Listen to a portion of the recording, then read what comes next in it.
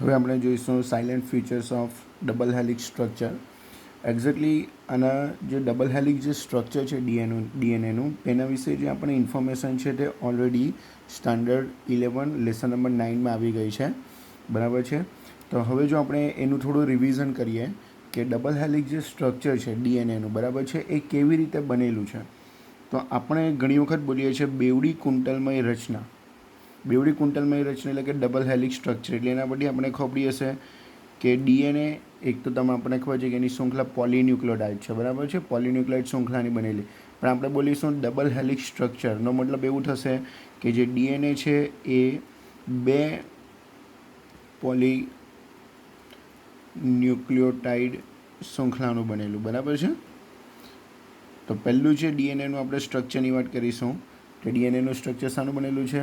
Double helix structure. એટલે તમે કહી શકો કે 2 પોલીન્યુક્લિયોટાઇડ શૃંખલાનું બનેલું. બીજું કે આ જે પોલીન્યુક્લિયોટાઇડ શૃંખલા આપણે લાસ્ટ ટાઈમ જોયું કે ન્યુક્લિયોટાઇડ શાનો બનેલો હોય? તો ન્યુક્લિયોટાઇડ શાનો બનેલો હશે?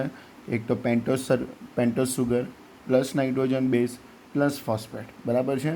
તો આપણે એનું સ્ટ્રક્ચર પણ લાસ્ટ ટાઈમે જોયેલું કે એની જે સ્ટ્રક્ચર છે તેનો સ્ટ્રક્ચરનો જે આધાર છે, ન્યુક્લિયોટાઇડનો જે આધાર છે પોલીન્યુક્લિયોટાઇડ બનવાનો, તેમાં આપણે જોયું હતું કે ફોસ્ફોડાયએસ્ટર બનથી એક ફોસ્ફરસ સમૂહ પેન્ટોસ સુગર સાથે જોડાય, બરાબર છે. તો આ જે પોલીન્યુક્લિયોટાઇડ શૃંખલા છે તેનો જે આધાર છે એ આધાર કોના પર છે? શર્કરા અને પેન્ટોસ સુગર અને ફોસ્ફેટ એકબીજા સાથે જોડાય. આમ શર્કરા ફોસ્ફેટ શૃંખલા બનતી જશે, બરાબર છે. અને આપણે જો એ શૃંખલાના અંદરની તરફની વાત કરીએ તો અંદરની તરફ નાઇટ્રોજન બેઝ આવેલો હશે, બરાબર છે. આપણે જે સ્ટ્રક્ચર જોયું છે એ પ્રમાણે આપણને ખબર છે કે અંદરની તરફ નાઇટ્રોજન બેઝ છે અને એ નાઇટ્રોજન બેઝ એ પેન્ટોસ સુગર સાથે જોડાયો છે અને પેન્ટોસ સુગરના 5મા કાર્બન સાથે ફોસ્ફેટ સમૂહ જોડાયો છે. આ ફોસ્ફેટ સમૂહ એના પછીના જે ન્યુક્લિયોટાઇડ છે એ પછીની જે ન્યુક્લિયોટાઇડ છે એની સાથે ફોસ્ફોએસ્ટર બનથી, બરાબર છે, એના પછીના સુગર સાથે જોડાશે. એમ એનો જે આધાર જે છે એ શું છે? શર્કરા ફોસ્ફેટ અને અંદરની તરફ શું છે? Nitrogen base. એમ કીધું ચાલે કે ઉપસી આવેલા કે નાઇટ્રોજન બેઝ અંદર તરફ જોવા મળશે. બીજું એક મહત્ત્વનો પોઈન્ટ કે આ જે બંને પોલીન્યુક્લિયોટાઇડ શૃંખલા છે, આ બંને પોલીન્યુક્લિયોટાઇડ જે શૃંખલા છે એ બંને શૃંખલા એકબીજાને આપણે એવું કીધું ચાલે કે પ્રતિ સમાંતર, બરાબર. પ્રતિ સમાંતર એટલે આપણને ખબર છે કે આપણે લાસ્ટ ટાઈમ વાત કરી હતી કે એક શૃંખલાનો જો 5 પ્રાઇમ એટલે કે 5મો નંબરનો કાર્બન અહીંયા ઓપન હશે તો એ શૃંખલાનો એન્ડ કે જ્યાં 3 નંબરની જે જગ્યા છે એટલે કે 3 નંબરનો કાર્બન કેવો હશે? ઓપન હશે. તો એક શૃંખલા જો 5 પ્રાઇમ ટુ 3 પ્રાઇમ હશે તો એની સામે ગોઠવાતી બીજી શૃંખલા 3 પ્રાઇમ ટુ 5 પ્રાઇમ હશે, બરાબર છે. એટલે બંને જે શૃંખલા છે તે બંને શૃંખલા એકબીજાને કેવી છે? પ્રતિ સમાંતર છે. એટલે કે એક શૃંખલાની ધ્રુવતા 5 પ્રાઇમથી 3 પ્રાઇમ હશે તો બીજી શૃંખલાની ધ્રુવતા 3 પ્રાઇમ ટુ 5 પ્રાઇમ, એટલે કે બંને એકબીજાને કેવી હશે? પ્રતિ સમાંતર, બરાબર છે. હવે જો ત્રીજા પોઈન્ટની વાત કરીએ તો આ બંને જે શૃંખલા છે આ બંને આપણે કહીએ ને કે બંને પોલીન્યુક્લિયોટાઇડ જે શૃંખલા છે, બરાબર. તો આપણે એવું કીધું કે અંદરની તરફ નાઇટ્રોજન બેઝ આવેલો હોય અને બહારની તરફ આધાર તરીકે શર્કરા ફોસ્ફેટ આવેલું હોય. તો બંનેની વાત કરીએ તો બંને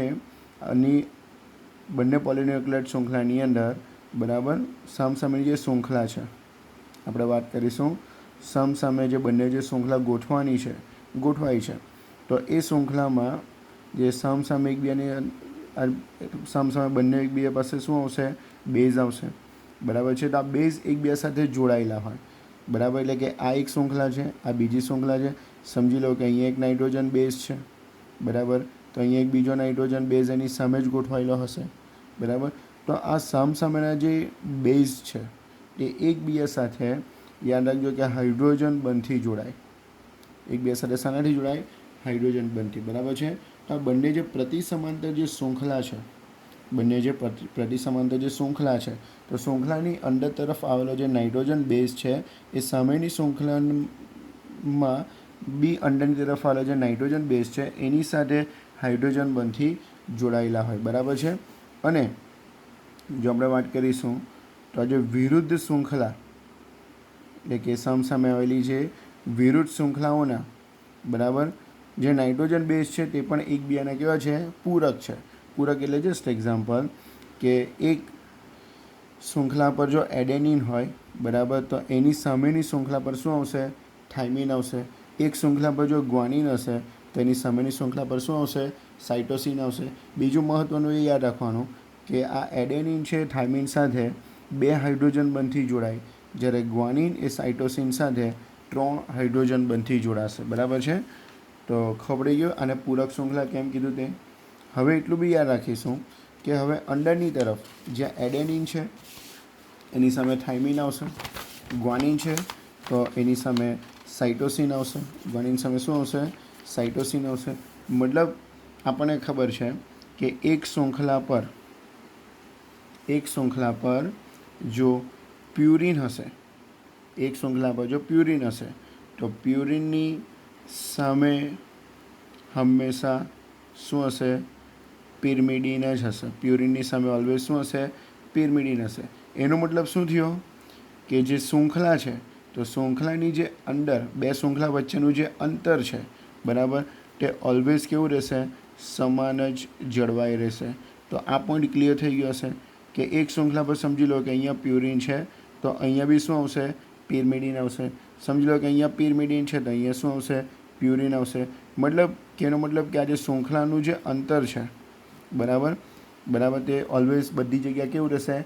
કોન્સ્ટન્ટ જ રહેશે. પ્યુરિન સામે પ્યુરિન આવશે નહીં અને પિરિમિડિન સામે પિરિમિડિન નહીં આવશે. પ્યુરિન સામે પિરિમિડિન જ આવશે અને પિરિમિડિન સામે પ્યુરિન જ આવશે. મતલબ કે શૃંખલાનું જે અંતર છે બરાબર છે એ જળવાઈ રહેશે. હવે જો આપણે એક મહત્ત્વના બીજા પોઈન્ટની વાત કરીએ તો બંને જે શૃંખલા છે, જે પોલીન્યુક્લિઓટાઇડ શૃંખલા જે અંદરના ઓલા જે નાઇટ્રોજન બેઝ છે હાઇડ્રોજન બંધ વડે જોડાયેલો હોય, તો આવી જે બંને પોલીન્યુક્લિઓટાઇડ જે શૃંખલા છે એ બંને શૃંખલા આપણે એવું કહેતો ચાલે કે જે રાઇટ હેન્ડેડ ફેશન્સ, એટલે કે આપણે એવું કહેતો ચાલે કે જમણી બાજુ કુંટલ કરશે.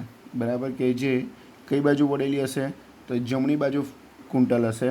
અને આ જે કુંટલ જમણી બાજુ આપણે કહીએ ને કે વળેલી હોય અને આ જે કુંટલનો આપણે ગળતની વાત કરીએ એટલે કે કુંટલ જે વળેલો જે ભાગ છે તે કેટલો હશે? 3.4 નેનોમીટર જેટલો હશે. કેટલો હશે? 3.4 નેનોમીટર જેટલો હશે. બરાબર છે? તમે એવું બી કહી શકાય, આપણી જે ઇંગ્લિશ મીડિયમની બુક છે એની અંદર લખ્યું છે ધ પીચ એટલે કે ગટ ઓફ ધ હેલિક્સ. બરાબર? એટલે કે જે કુંટલમય રચના છે તેનો જે ગટ છે એ કેટલો છે? 3.4 નેનોમીટર છે. અને આપણે એવું કહેતો ચાલે કે રફલી આ જે 3.4 નેનોમીટરનો જે ગટ એટલે આપણે કહીએ ને એક કુંટલ. બરાબર? આ જે કુંટલ હશે તેને આપણે એક ગટ કહીશું. તો આ જે રફલી એની અંદર એટલું યાદ રાખજો કે 10 base pair in each turn. બરાબર? આ યાદ રાખજો. બરાબર? તો દરેક જે શૃંખલા છે પોલીન્યુક્લિઓટાઇડ શૃંખલા, તો આપણે એવું કહેતો ચાલે કે રાઇટ હેન્ડેડ ફ્યુઝન્સ ધરાવશે. એટલે કે જમણી બાજુ કુંટલ પામશે અને કુંટલનો જે ગટ છે એટલે કે એક જે કુંટલ છે એ 3.4 નેનોમીટર જેટલું છે. એટલે તમે કહી શકાય the pitch of the helix. બરાબર? એ કેટલું છે? 3.4 નેનોમીટર જેટલું છે. અને regularly 10 base pair in each turn એટલે કે એક કુંટલની અંદર 10 નાઇટ્રોજન બેઝ પેર જોવા મળશે. The distance between a base pair in a helix એટલે કે આપણે તો કોની વાત કરી? આ એક આખા ગટની વાત કરી, કુંટલની વાત કરી. પણ એની અંદર જો 10 નાઇટ્રોજન બેઝ પેર આવેલા હોય, એની અંદર કેટલા નાઇટ્રોજન બેઝ પેર આવેલા હોય? 10 નાઇટ્રોજન બેઝ પેર આવેલા હોય તો 2 નાઇટ્રોજન બેઝ પેરના અંતરની જો વાત કરીએ તો યાદ રાખીએ the distance between a base pair in a helix is approximately બરાબર equal to 0.34 નેનોમીટર. એટલે ક્લિયર થઈ ગયો હશે આપણને કે ટોટલ જો 10 એક ટોટલ આપણે એવી વાત કરીએ કે એક કુંટલની અંદર બરાબર એક કુંટલની અંદર જો 10 બેઝ પેર આવેલા હોય અને એક કુંટલ વચ્ચેનું જે અંતર છે એ 3.4 નેનોમીટર હોય બરાબર, તો એક બેઝ પેર અને બીજા બેઝ પેર વચ્ચેનું અંતર કેટલું થશે? 0.34 નેનોમીટર થશે. 34 નેનોમીટર થશે. બરાબર છે? તો એક બેઝ પેર વચ્ચેનું અંતર જો 0.34 નેનોમીટર હોય તો 10 બેઝ પેર વચ્ચેનું અંતર કેટલું થશે? 3.4 નેનોમીટર થશે. બરાબર છે. હવે એક સ્ટેપ આગળ જઈએ તો બેવડા કુંટલની અંદર, બરાબર છે, આ જે બેવડા કુંટલમય રચના છે તેમાં એક બેઝ પેર સાથે બીજી બેઝ પેર જોડાય. બરાબર, એટલે કે એક શૃંખલાના નાઇટ્રોજન બેઝ સાથે બીજી શૃંખલાનું નાઇટ્રોજન બેઝ જોડાય. અને આપણને બી ખબર છે કે જોડાય કોના દ્વારા? હાઇડ્રોજન બંધ દ્વારા. બરાબર, કુંટલમય રચના સાથે, એટલે કે હાઇડ્રોજન બંધ દ્વારા શું થશે? જોડાશે. અને આ હાઇડ્રોજન બંધ એ આપણે એવું કહે તો ચાલે કે કુંટલમય રચનાનું સ્થાયિત્વ પ્રદાન કરશે. બરાબર, એટલે આ જે કુંટલમય જે રચના છે એની આપણે એવું કહેતો ચાલે કે સ્ટેબિલિટી જે છે એ કોણ પ્રદાન કરશે?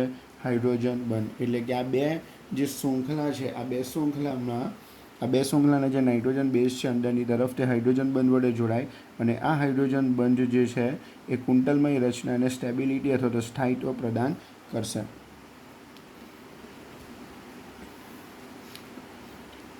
હવે આપણે વાત કરીશું ફ્રાન્સિસ ક્રિક. બરાબર, ફ્રાન્સિસ ક્રિક દ્વારા આપણે યાદ રાખવાનું રહેશે MCQ, સેન્ટ્રલ ડોગ્મા સિસ્ટમ. બરાબર, એને ગુજરાતીમાં આપણે કહી શકાય મધ્યસ્થ પ્રણાલી. અને ગુજરાતીમાં શું કહી શકાશે? મધ્યસ્થ પ્રણાલી. તો ફ્રાન્સિસ ક્રિકે સેન્ટ્રલ ડોગ્મા સિસ્ટમ અથવા તો મધ્યસ્થ પ્રણાલી આપેલી અને આ એક સિસ્ટમ પ્રમાણે, બરાબર, એણે આનુવંશિક માહિતીના પ્રવાહ વિશે આપણને ઇન્ફોર્મેશન આપેલી કે જે ફ્રાન્સિસ ક્રિક દ્વારા સેન્ટ્રલ ડોગ્મા સિસ્ટમ મીન્સ તમે એવું કહી શકાય કે આનુવંશિક માહિતી પ્રવાહ. બરાબર, આનુવંશિક માહિતી પ્રવાહ વિશે ઇન્ફોર્મેશન આપેલી કે જેમાં એમ કીધું ચાલે કે મોટાભાગના સજીવોની અંદર ડીએનએમાંથી, બરાબર, આરએનએ ઉત્પન્ન થશે. એટલે કે ડીએનએમાંથી આરએનએ સ્વરૂપે મેસેજ જશે અને આ મેસેજને અકોર્ડિંગ ટુ બોડીમાં શું થશે? પ્રોટીન બનશે. એટલે કે આ જે આનુવંશિક માહિતીનો જે પ્રવાહ છે, બરાબર, આ જે આનુવંશિક માહિતીનો જે પ્રવાહ છે એ ફ્રાન્સિસ ક્રિકે સેન્ટ્રલ ડોગ્મા સિસ્ટમ દ્વારા સમજાવ્યો. એટલે કે તમે એવું કહી શકાય કે જે ડીએનએ છે, બરાબર છે, તો ડીએનએનું જ એક ડીએનએમાંથી બીજો ડીએનએ બને તો એને શું કહેવાય? ડીએનએનું સ્વયંજનન. હવે આ ડીએનએનું સ્વયંજનન થયા પછી એની અંદર પ્રત્યાંકન થાય. પ્રત્યાંકન એટલે કે ડીએનએમાંથી શું બનશે? mRNA એટલે મેસેન્જર આરએનએ બનશે અને આ મેસેન્જર આરએનએનું ટ્રાન્સલેશન એટલે કે ભાષાંતરણ થયા પછી આ એક સિસ્ટમ છે એ આપણે આગળ જઈને ભણીશું કે ત્યાર પછી શું ડેવલપ થશે? પ્રોટીન ડેવલપ થશે. બરાબર છે. તો મોસ્ટ પ્રોબેબલી બધા જ સજીવોની અંદર જે ડીએનએ છે એનું સ્વયંજનન થાય.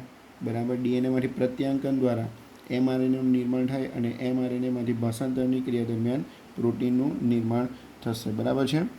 મોસ્ટ પ્રોબેબલી સજીવોમાં આ જ રીતે ડીએનએમાંથી આરએનએ અને પ્રોટીનનું નિર્માણ થશે. પરંતુ કેટલાક વાયરસ, બરાબર છે, આપણે વાત કરીશું તો કેટલાક વાયરસની અંદર આ જે સેન્ટ્રલ ડોગ્મા સિસ્ટમ છે, બરાબર, આ સેન્ટ્રલ ડોગ્મા સિસ્ટમનો જે પ્રવાહ બતાવ્યો છે તે, બરાબર, કેટલાક વાયરસની અંદર આ પ્રવાહ કેવો હશે?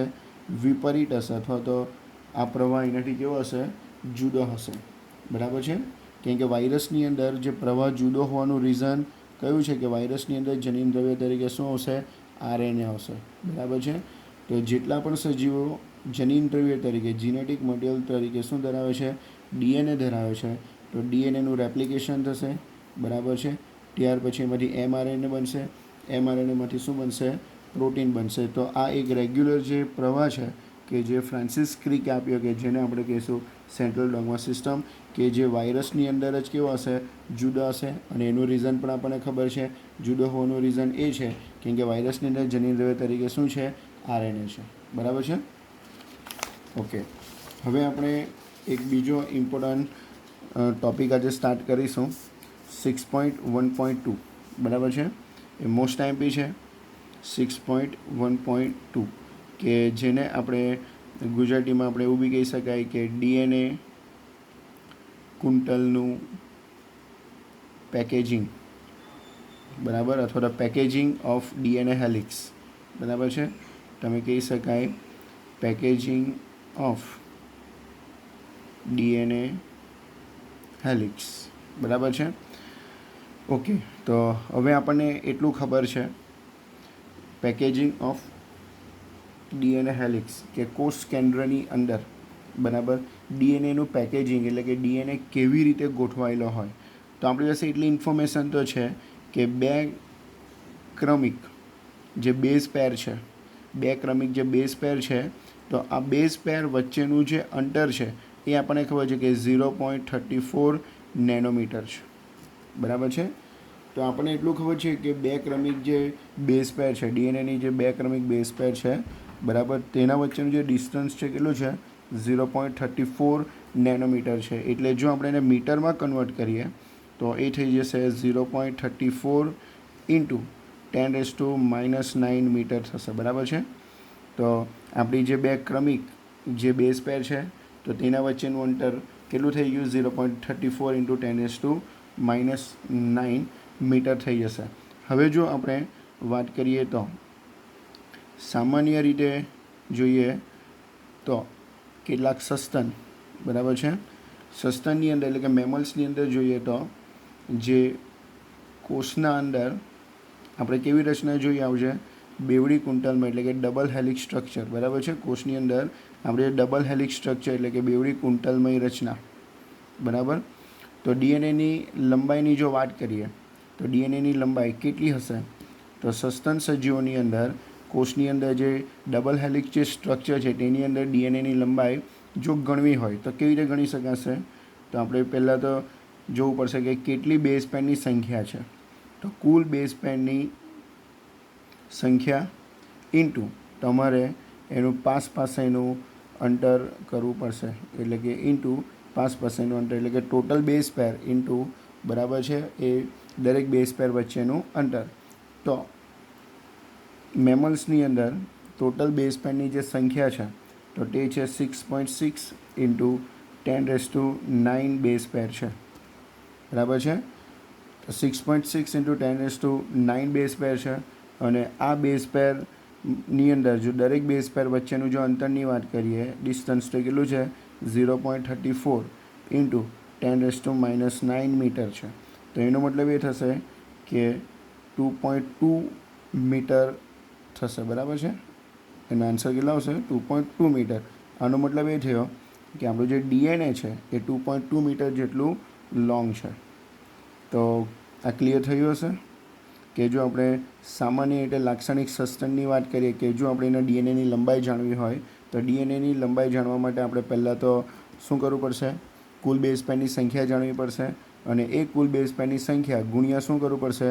કે દરેક બેઝ પેર વચ્ચેનું અંતર. તો બેઝ પેર વચ્ચેનું અંતર તો આપણને ખબર છે કે 0.34 ઇન્ટુ 10⁻⁹ મીટર છે. તો હવે જો આપણે મેમલ્સની વાત કરીએ તો જનરલી મેમલ્સની અંદર જે બેઝ પેરની સંખ્યા કેટલી હશે? 6.6 ઇન્ટુ 10⁻⁹ બેઝ પેર. તેની સાથે આપણે એનું ટોટલ ડિસ્ટન્સ એટલે કે આપણે બે બેઝ પેર વચ્ચેનું અંતર જો આપણે ઇન્ટુ કરીશું તો આપણને મળશે 2.2 મીટર મળશે. હવે જો આપણે 2.2 મીટરની વાત કરીએ તો એનો મતલબ એ થશે કે 2.2 મીટર જેટલો લાંબો શું મળશે આપણને? ડીએનએ મળશે. પણ જો આપણે માઇક્રોસ્કોપની અંદર જો લાક્ષણિક એટલે કે આપણે ટિપિકલ કોષ કેન્દ્રની વાત કરીએ તો ટિપિકલ કોષ કેન્દ્રની જે લંબાઈ છે એ તો કેટલી છે? 10⁻⁶ મીટર છે. બરાબર. આજે ટિપિકલ કોષ કેન્દ્રની લંબાઈ કેટલી છે? 10⁻⁶ મીટર જેટલી એની લંબાઈ છે. ને એની કમ્પેરિઝનમાં જો આપણે વાત કરીશું તો ડીએનએની જે લંબાઈ છે એ કેટલી થઈ જશે? 2.2 મીટર થઈ જશે. અને આ જે ડીએનએની લંબાઈ જે 2.2 મીટર છે એ કોષ કેન્દ્રની જે ટોટલ આપણે લંબાઈની વાત કરીશું તેના કરતાં કેટલી ઘણી વધારે કહેવાશે. બરાબર છે. એટલે આપણું જે ન્યુક્લિયસ છે તો એ ન્યુક્લિયસ 10⁻⁶ મીટર જેટલું છે. અને એની કમ્પેરમાં જો ડીએનએની વાત કરીએ તો ડીએનએની લેન્થ કેટલી છે? 2.2 મીટર લોંગ છે.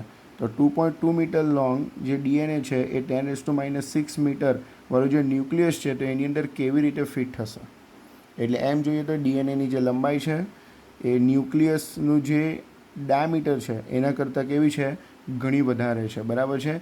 તો આપણે પાસે ક્વેશ્ચન એ આવશે કે આટલો લાંબો જે ડીએનએનો જે પોલિમર છે તે કોષ કેન્દ્રમાં ખરેખર સમાવિષ્ટ થશે? એટલે કે કોષ કેન્દ્રની અંદર એ આવી શકે ખરો, બરાબર. તો નેક્સ્ટ લેક્ચરની અંદર, બરાબર, નેક્સ્ટ લેક્ચરની અંદર આપણે ડીએનએનું જે પેકેજિંગ છે એ યુકેરિયોટિક અને પ્રોકેરિયોટિક સેલની અંદર કેવી રીતે થયેલું છે તેને જોઈશું.